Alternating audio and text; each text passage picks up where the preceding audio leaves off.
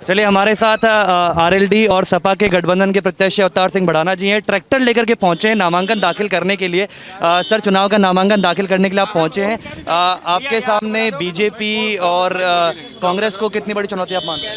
देखिए, आज मैं नॉमिनेशन करने आया हूं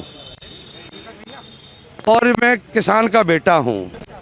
मैंने पिछले सालों में किसान की लड़ाई लड़ने के लिए बीजेपी छोड़ी थी।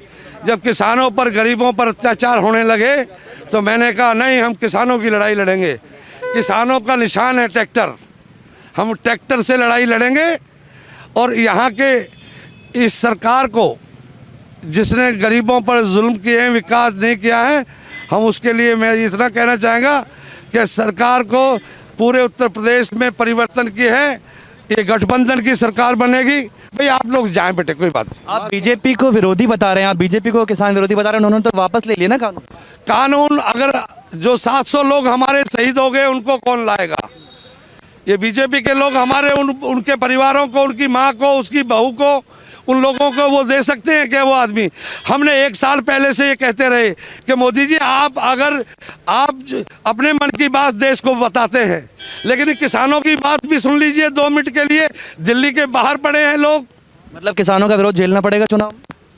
बड़ा किसान नहीं, किसान, मजदूर, गरीब ने सोच लिया है कि इस सरकार को जाना पड़ेगा।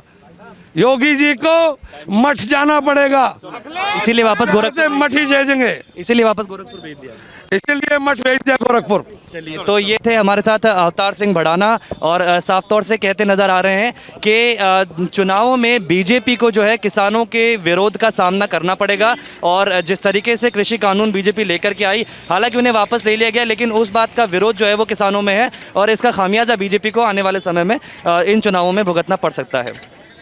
जनहित टाइम्स नोएडा के लिए गिरिराज सिंह की रिपोर्ट।